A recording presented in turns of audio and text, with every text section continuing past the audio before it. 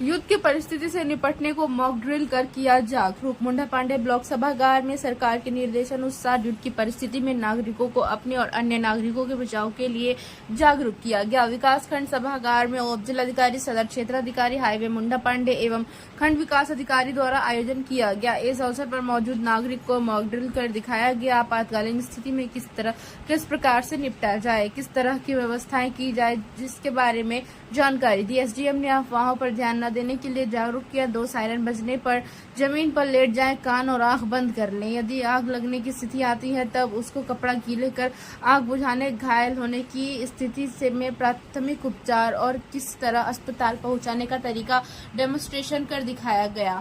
Mock drill कार्यक्रम का संचालन एडीओ पंचायत विकास खंड द्वारा किया गया। मॉक ड्रिल कार्यक्रम में समस्त ग्राम प्रधान, ग्राम पंचायत सचिव, आंगनवाड़ी, आशा, राशन डीलर, एबीएसए, सीडीपीओ, पूर्ति निरीक्षक, प्रधान संघ के अध्यक्ष शानू लंबरदार, फिरासत हुसैन, एडवोकेट फारूक अली, विनोद कुमार आदि उपस्थित रहे।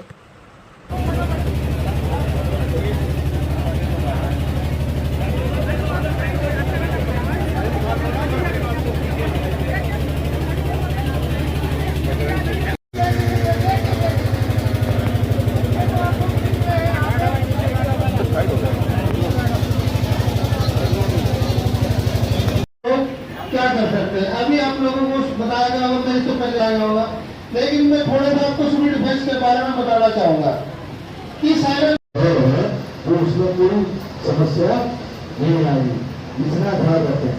और जैसे कि आपने बताया, साहब बता रहे थे कोई विस्फोट होता है तो हमें क्या करना है, सूचना ना मिले, चाहे 10 मिनट हो जाए, मिनट उड़ेगी, बहुत सारी आत्महत्या जा सकती है। जमीन से हमको उसको लेटना है। जैसे दूसरा सायरन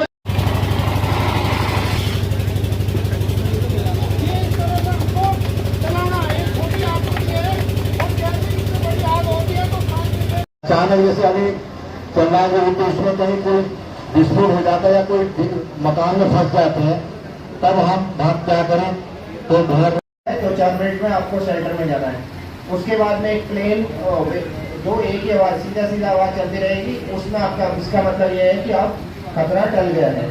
इससे पहले हम लोग बाहर जाएंगे। अभी मैं सीओ साहब से रिक्वेस्ट करूंगा कि वो भी आपको ब्रीफ करेंगे। उसके बाद हम बाहर जाकर के डेमोन्स्ट्रेशन देखेंगे और सभी लोगों को जैसे निर्देश मिले हैं उसी हिसाब से बाहर जाने के बाद में जब सिग्नल होता है तो उसी हिसाब से एक्ट करना है। ठीक है सीओ साहब। वैसे तो एजीएम सर और उनकी टीम ने बहुत सारी चीजें बता दी है, मोस्टली चीजें बता दी है कि किस तरीके से ब्लैकआउट का वो कैसे करना है, आपको इमरजेंसी कंडीशन में 5 से 7 दिन का राशन रखना है या फायर सर्विसेज का यूज किस तरीके से करना है। मोस्टली चीजें बताई गई है और आगे भी अच्छी चीज तरीके से बताई जाएंगी। इसमें बस मेरी रिक्वेस्ट ये है कि जो भी चीजें हैं उन्हें आप अच्छे से समझ लीजिए ताकि वो चीजें आपकी समझ में आए और आपको उन्हें आगे कन्वे भी करना है, क्योंकि सरकार के प्रतिनिधि होने आते ही हम सब लोगों की जिम्मेदारी है कि जो आम नागरिक हैं उन तक ये चीजें ज्यादा बेहतर तरीके से पहुंचे। तो उन तक ये चीजें बेहतर तरीके से पहुंचे तो जरूरी है कि हम लोग भी इन चीजों को अच्छे से समझ लें।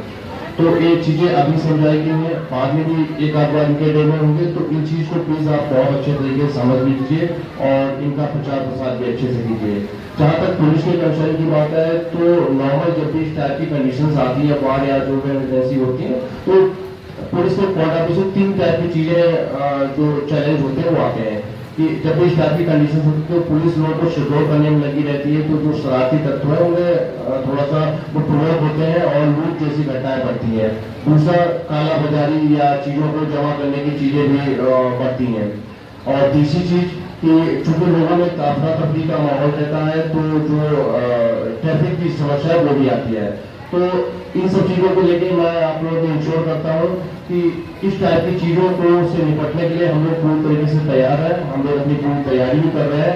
अगर इन केस कभी इस टाइप की कंडीशन आती है तो पुलिस पूरी तरीके से ये सारी चीजें निपटेगी और बहुत अच्छे से आप लोगों को शेयर करने की कोशिश करेगी। बस इसमें मेरी रिक्वेस्ट ये है कि जब भी इस टाइप की कंडीशन आए तो प्लीज पुलिस को पूरी तरीके से कोऑपरेट करिए, क्योंकि जब इस टाइप की इमरजेंसी आती है तो फायरिंग प्रशासन और पुलिस ही करते हैं। तो जब भी इस टाइप की कंडीशन आए तो पुलिस को पूरी तरह से कोऑपरेट कीजिए, उसके जो भी निर्देश हैं उन्हें अच्छे से फॉलो करिए। बाकी मैं और मतलब पुलिस और प्रशासन आपको पूरी तरह इंश्योर करता है कि कोई भी कंडीशन होगी हम लोग सभी लोग सेफ रहेंगे। Thank you.